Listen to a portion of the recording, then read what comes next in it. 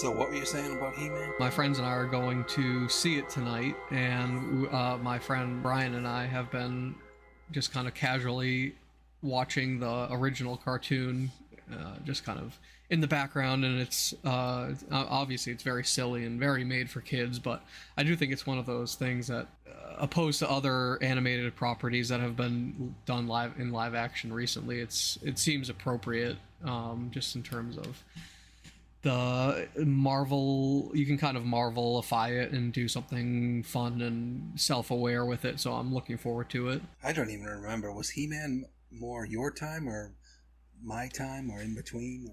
I remember him being a thing when I was a kid, but it was 84, 85, I think, so I think it was kind of in between both of our times. Yeah. In terms of the prime time to watch it. Yeah. I had a very brief fascination with He-Man, but it was something that my mom wouldn't let me watch. And so I was kind of making a lot of assumptions, and I knew that he had a sister, or there was a kind of female version of him, but I thought it was She-Man. Yeah, I guess She-Ra, it's getting good reviews. I just never, like I said, I think I was probably just on the edge of being too old for it when it started, and that is not at all neither here nor there. Not at all what we're here to talk about today. We are here to talk about surprisingly, or maybe not so surprisingly, hit movie Backrooms, which just came out, I think 3 weeks ago. Yeah, it was 2 weeks ago, going on 3. Nevertheless, we've seen it, we have watched it and have some reaction. It's sort of almost like, kind of like there was Barbenheimer. It's almost like there's like this Obsession and Backrooms are these two independent movies that have come out that have really come out of nowhere and hit it big with young directors that's got their start in YouTube, etc., etc. But I did not see Obsession. I think I got to the point of having too many spoilers about it to want to go see it in the theater. I'll probably see it eventually sometime, but that just kind of killed the buzz for me. But Backrooms, that did not happen, and I saw it with your cousin last Friday night. You don't see movies with him very often. I was surprised. I know, we didn't hardly ever get a chance to, mostly because he's never here, but anyway. So I'll let you start. What was your initial reaction? I really enjoyed it. I thought it was very solid, especially considering it was a directorial debut from a very young director. I think he was 19 when he made it. He's 20 now, which is just crazy to me. I think you can probably see a little bit that it was a directorial debut by a very young director. Maybe it's easier for me to see as someone that's a little bit more like tuned into that. It just felt like it was missing something there. Like I wanted a little bit more. I had a little bit of I felt like it kind of jumped. It was a fairly long movie. It felt like it was very much made from a point of, okay, well, we've done all these YouTube movies before, so let's try to get people up to speed as quickly as possible and just get right into it. Right. I think I would have preferred a little bit more of a gradual, even though it's not, we've seen this kind of concept before, and it's not like it's anything super mind-blowingly different than we've ever seen, but I would have liked a little bit more of a build-up, and I have a few kind of particular issues with some of the specifics of the mechanics of how this Backrooms world works and everything else, but I'll save that for later. But overall, I thought there were some very good scares, and I just had a really just creepy, uneasy, nightmare logic kind of feel to the whole thing, which I really enjoy, but it didn't ever lose the kind of basic A to B plot that you're looking for in terms of satisfying storytelling. So all around, I thought it was very good. Yeah, I really enjoyed it, and Brian, he really liked it too. For me, this is one of those movies that's a little bit obtuse and obscure, but yet it had enough of a linear story to it, even though everything that goes on in the film is so just like, what is happening?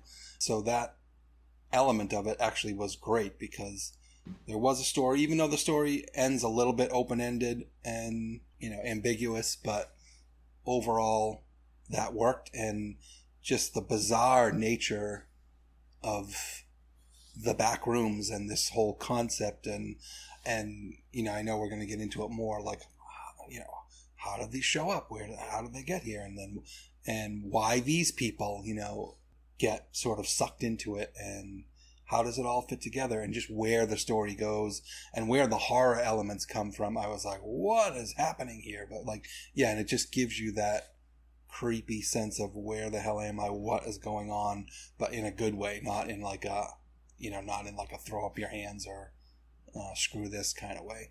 And Right.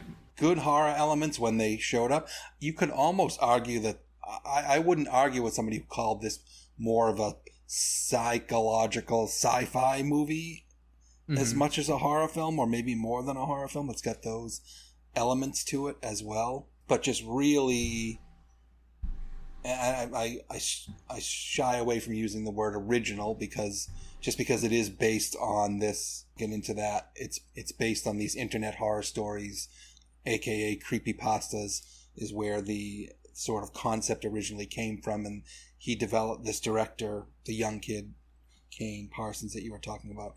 He put a bunch of pieces together into this original YouTube series that he did, and then ultimately this movie. So I don't want to say it's original in the sense of like how this movie goes about scaring you compared to the standard right horror movies that come out. This is very out of left field, and I think not what most people are expecting, but very, very effective. So overall, definitely enjoyed it. Definitely would recommend it. And it's not just in sort of the horror meter, Ron's horror meter. It is, more reliant on this very out there concept and story, and not gore. There's some, I don't know whether you want to call it gore. There's some violent moments in it, and some scary, violent moments in it, but not it's over nothing, the top or yeah, gratuitous. not at all. Yeah, and so that I really liked about it, as well as it was. I can see where people said, and I am even seeing some comments online. Some people felt it was long. It was only an hour and 45 minutes, which, I'm, my sweet spot for horror movies is right in that just over 90 minutes. This is a little longer than that, but I felt the length was right. Well, cast was very good. I'm sure it's possible I've seen the woman, the psychiatrist, therapist woman before. I don't know her off the top of my head. So I guess originally Kristen Milioti, I know the name. I guess she was originally going to play the female lead, and that's why they have this Renata Rensve. She came in to fill in the last minute. I don't think she has a lot of mainstream film credits. But she was very good. Yeah, the main character played by Chiwetel Ejiofor, who I knew there was an MCU connection there, but he was in Doctor Strange and Doctor Strange 2. I thought he was very good. Yeah, and I think that was kind of a coup for them to get to me he seems like a big, I don't know, you can quibble about A-list, B-list, but I mean, he's a pretty mainstream actor. He's been in a bunch of stuff. And then there were a couple, and I struggled to even remember them. I think he had a couple employees at his store there who were kind of more just throwaway, and it was obviously a very small cast. I will a brief appearance from Mark Duplass, who's has his hand in a lot of different things, horror and kind of indie comedy and everything else, but I like him. In his horror roles that he's done, but otherwise a very small cast, and I wouldn't say performances were good. I wouldn't say there was anything that really like stood out as wow, and that might be because it's just such a young filmmaker, and directing actors is very difficult, and just the fact that he's so young and got just such a solid movie overall, and the performances were great is impressive. Yeah, you wonder if he got any help. But Chiwetel Ejiofor, I thought he was, he had some great moments, but otherwise I thought all the other actors were good. They nailed their roles, but there was, this isn't really an acting movie, so to speak, as far as that goes. And the story was very strange. I suppose now it's prudent to say that we may get into some spoilers. It almost seemed as though it was starting out. I wanted to ask you know, there's an opening montage, like you said, that sort of is designed to, you know, pull you into this and get you up to speed right away. I was wondering if it was actually one of his YouTube shorts that he stuck at the beginning of the movie. Oh yeah, as far as I know, it isn't. I don't think so. But I've seen a couple of them since I saw the movie, and they're very good for what they are. I mean, they're a little bit more rudimentary, but right. I think all of that was original to the movie. So that was interesting, and then just how it gets into this concept of people stumbling upon these areas where these back rooms exist, and they're just these endless copies of just nondescript office building or strip like mall industrial backroom rooms and buildings and sections, and they just go on forever and people become trapped in them, and it's just really it's hard to describe. And it's funny, there's that line in the movie that gets used several times. You know, if you described a dog to someone who never seen a dog before and then asked them to draw a picture of it, you know, what would it look like? And that's how I feel right now, trying to like explain what it is. Well, I think it's a good point to kind of get into the origin, because I mean, to me, it's a fairly simple concept, and someone that's been kind of just on the internet and reading. I'm not a huge creepypasta person, but I'm familiar with them, and I've read them sporadically over the years and kind of seen the various trends. And I was a big Slender Man fan, and that was very much, I think, the prototype for this. And I think if it wasn't for, you know, the various controversies with Slender Man, I think we may have seen this happen a little bit sooner with Slender Man, but very much just started. I mean, the idea originates just from when you're walking, you know, in one of those, you know, office buildings or industrial buildings or, you know, workplaces and hospitals. I've been, and at least for me, I kind of figured this was a universal experience, but I kind of think like, what if I just never found my way out of here, and I just kept turning and going downstairs and opening doors, and it just and I've had, I'm sure everyone can relate to having nightmares like that. And there are, you know, a few, the big thing that comes to mind, and I'm sure this is not a original or, you know, novel revelation, but House of Leaves, the book that came out, which I'm a big fan. I've never gotten through it because it's a very dense and weird and hard to crack book, but it's about the basic premise is that it's about a couple that moves into a house, and they go down in the basement and keep opening doors and find that eventually it just keeps leading into this long labyrinth of just endless kind of weird rooms that don't quite make sense. And so that was kind of the prototype. The genesis of this specific Backrooms creepypasta or internet kind of horror theme was just a single image that someone posted, and it looked exactly like the Backrooms you see in the movie, and it was basically just the same thing. It was like someone said, what if you just got stuck in here and you just kept going around in circles and the rooms just kept getting weirder and weirder. And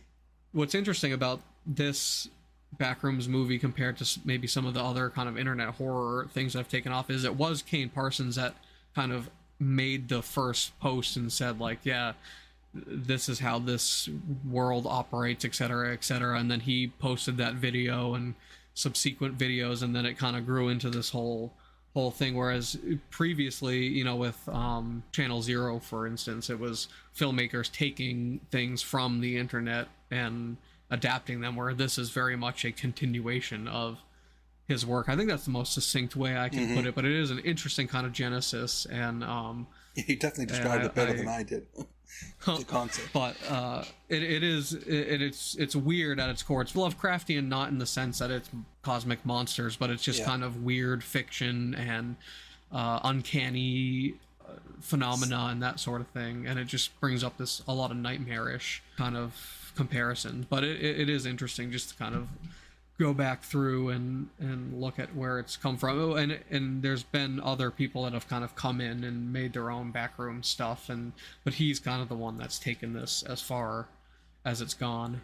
He came up with the concept of this research or manufacturing company that starts out making MRI machines and then somehow stumbled on the Backrooms phenomena and then totally redirects the whole vision of their company to just research these things. And he was and Mark Duplass plays the character of this scientist who's tasked with exploring and trying to figure out what's going on with Backrooms. And he was a good anchor point in the story to, like, when he saw the furniture store commercial and saw Clark, and then you saw him see Clark in the back rooms, because somehow his company has penetrated the back rooms and is trying to map them and explore them.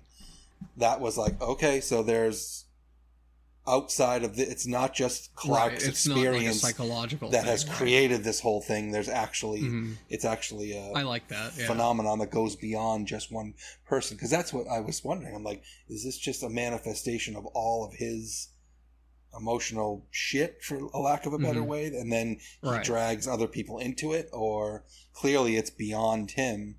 And it's really fascinating how what kind of grows the back rooms. Is it like, because clearly when his psychiatrist, Dr. Mary Klein, when she sort of finally sort of believes him and then goes to the abandoned furniture store, and she falls into the back rooms, clearly by the end, you know, there's this idea that somehow it's the misremembered memories of people that create these back rooms, and that's why they only look like, everything looks like only an approximation of the room of the memory that it was based on. And then even people start to show up in the back rooms that are only misremembered approximations of people. Is it just keep getting propagated? And is there some like gas leak or radioactivity or you know, some kind of catalyst that opened this doorway to this phenomenon, and then people one by one are making it expand and expand and expand. It's like you could drive yourself nuts trying to figure it out, but it's pretty fascinating.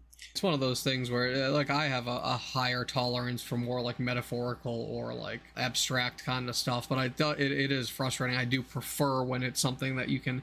It's something that, even if it's something you can speculate about, it's still like there's still kind of a solid, if not A to B plot, then just like rules or something you can kind of wrap your head around. And not to go off on a different movie, but I just watched Iron Lung, which ironically another YouTuber directed movie, which I thought was very good, but it was very much the opposite, where it was like, it was so out there, and so the concepts it was trying to like introduce in the world that it was creating was so like kind of obtuse. It was like kind of, it ended up being a little bit more frustrating than it was satisfying. And I think there's a line there, and I like a whole wide range of stuff, but in terms of what I love from a horror movie is when you can get kind of that imagination spark and like what is the nature and everything, but you can still, there's still enough solid there to sink into, that it's not totally just like woo woo out there confusing mess.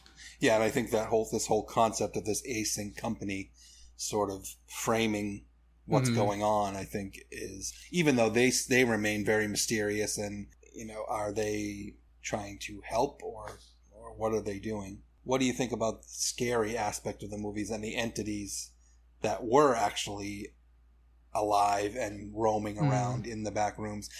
Through the whole movie, I thought it was going to be this weird creature, and what it turned out to be was really so crazy and creepy. In the original YouTube show or series, whatever you want to call it, it is kind of a more just abstract creature, weird, shadowy kind of thing that roams around.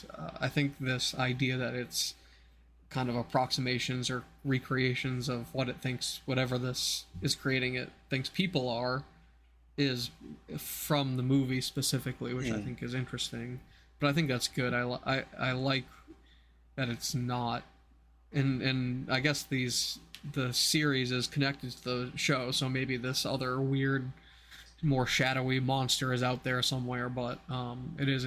I like that there's a more direct kind of explanation for what the creatures are, as opposed to just some random thing moving around. Yeah, and it's interesting. Well, it gets into another question. How come there are these approximations of people that just seem to be like barely more than mannequins, and then there's these entities that are malevolent and they are very active and able to do stuff. And Right. I won't give away, what this actual creature really is. I would say go see the movie and you're going to be like, what the F? But that was really effective and really scary towards the end of the movie. And then what did you think of the ending of the movie and where it left Mary and well, that was where it kind of got very, like, it almost felt like, okay, like, obviously they had an idea for where generally the movie was going to end, but the actual, like, very last, like, minute or 30 seconds of the movie was a little bit like, here's just a bunch of stuff kind of to freak out a little bit, or right. It seemed like she was being recreated in this world, or she had some sort of effect after she went in and out like he did, and that might have some sort of, and it does seem like they're hinting towards another movie where there's going to be a bigger presence of this company and their exploration of it and everything else. So, and are they trying to exploit it, or are they like, do they think it's kind of like taking over the world? And you don't get that sense. And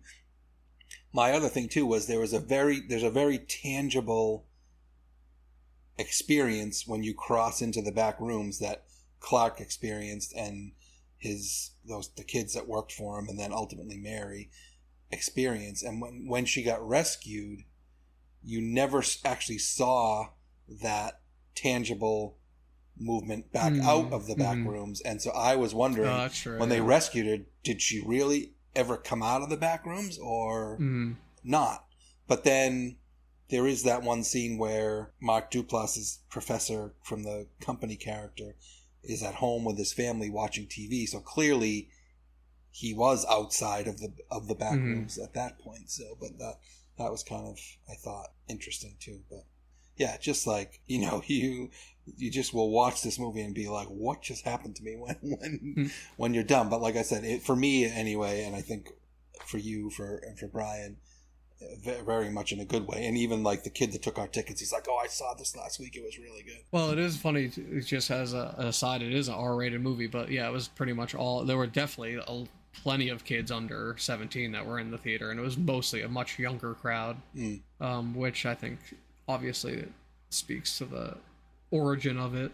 But actually, I did want to get into a couple of my kind of reservations or nitpicks, because it does kind of build off of what you were saying. I do, because I had obviously an idea of what the basic premise was. I had seen, and it's more of just a meme. The Backrooms is almost more of just a meme at this point. So like someone says online, you get lost in the Backrooms, it's like some just weird place where you can't find your way out, and it's kind of uncanny and weird. But I had always thought it was, and to me it's more scary if it's something you don't even realize that you've walked into by the time you have. Like, right.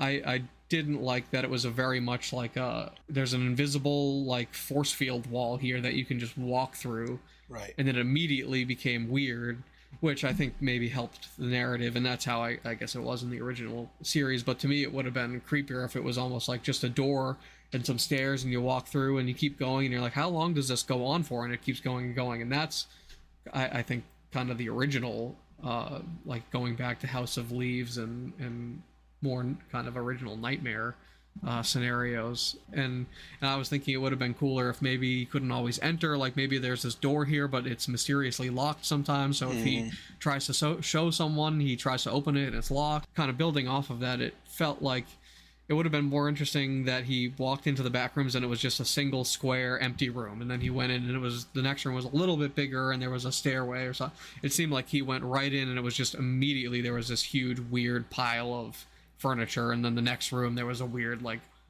skinny hole in the wall that he had to climb through and everything. I would have liked a more gradual build up and introduction, and more of like what is this? It feels like it's just part of the building I haven't seen yet.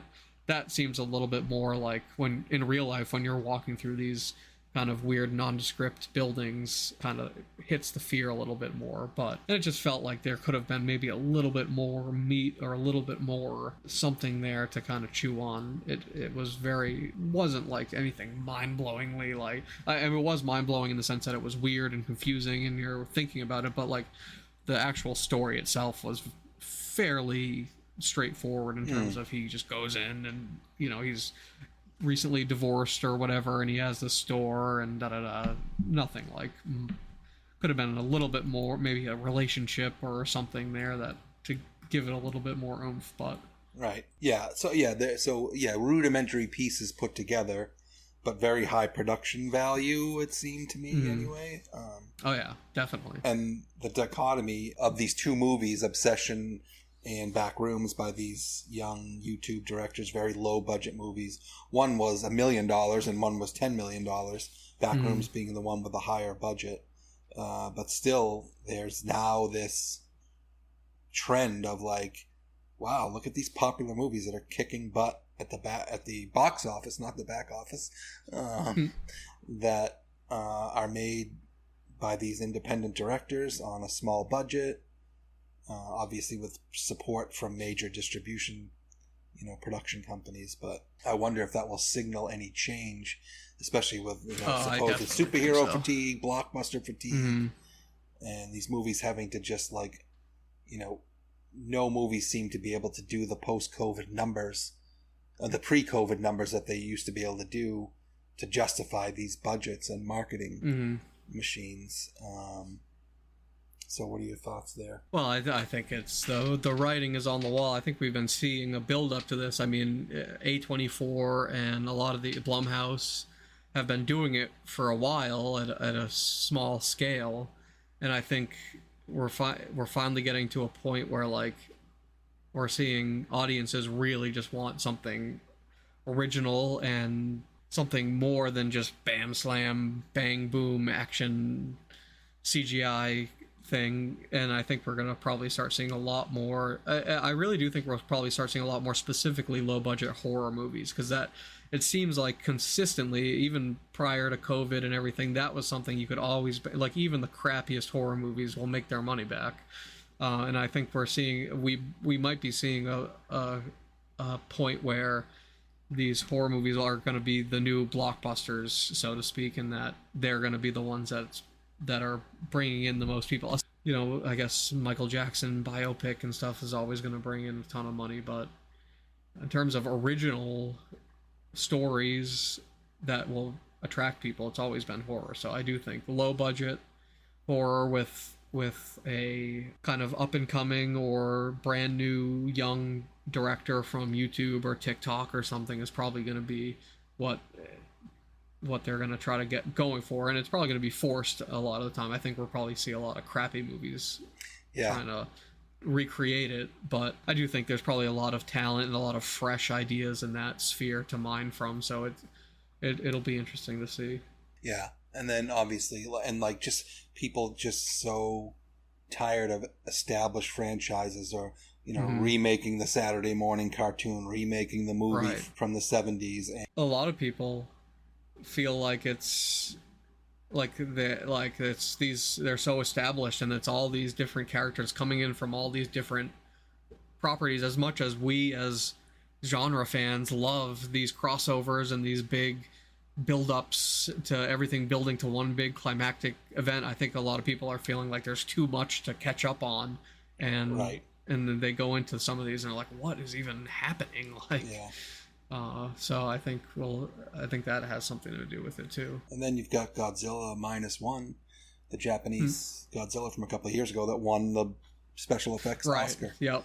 And that was a $10 to $15 million budget. The sequel's coming out this year. That's a little bit different in that it is an established franchise, but the following for Godzilla is a whole different ball game than most of these other types of things. But that's still a big thing that you would expect a huge budget, but it showed that you can do a big, epic, spectacular, slam bang destruction action fest at a mid budget like that, and it's all about knowing and planning what you're going to do ahead of time. I think as much as Marvel revolutionized a lot of things in their golden days, the MCU, they got too reliant on just green screening and just replacing everything, and that is why the budgets for these films are so inflated, is because they're changing things constantly, whereas and the directors of these movies have said, like Godzilla -1 and the creator, which I haven't seen, but Gareth Edwards said it was all about just knowing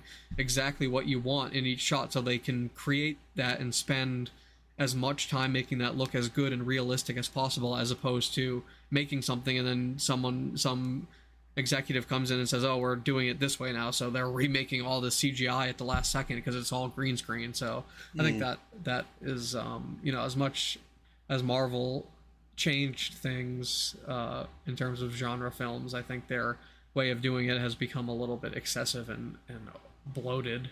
Right. Yeah, it's interesting how this will all play out. And you've got, obviously Avengers Doomsday on the horizon, and that's going to be, I think that's going to be, because I expect Spider-Man has kind of like been a little bit of an offshoot from the main MCU, and it's got such a specific and devoted following, plus there's all the, just the Tom Holland and Zendaya fans, so there's that. It's almost its own thing, but I think Doomsday is going to be the real test of, can they breathe some life back into this thing, or is it just going to continue to die a slow death? And maybe it's for the best that maybe they should really start trying to like bring some of these budgets down and do things at a lower budget. We might start getting some more interesting stuff, but I don't know, I'd hate to see it go away completely just because they can't pump hundreds of millions of dollars into every movie. Yeah, definitely. All right, I think that's a wrap on Backrooms. Yeah, I probably want to edit this one quite a bit. What's next? So, well, are you planning on seeing Masters of the Universe, or is that not a priority? That's not a priority. We're all about Disclosure Day here this weekend. There's all this weird. Excited. Yeah, that's going to be great. It's so weird how movies and or actors are getting taken down, and backlash happens before the movie even comes out. I remember everyone was so excited, and so many people are so thrilled about Millie Alcock being cast as Supergirl, and now there's this huge backlash before the movie even comes out, and I haven't dug into it too much more. I'm like, not everyone's gonna always, people are gonna say stupid things, or maybe not even stupid things. I don't even know, but it just seems crazy, and all the predictions, this movie's going to be terrible. I mean, I thought the Superman last year was good, not spectacular, and I'm kind of expecting the same thing from this film, and I'm going to give it a chance, so I'm looking forward to it, and we'll just see how it is. And then Spider-Man. Yeah, I like Millie Alcock. That's all I'll say. Yeah. And then, Brand New Day. Everything points to that movie really looking like it's going to be, another very good to great Spider-Man movie. So, apparently it's the longest one so far. Oh, really?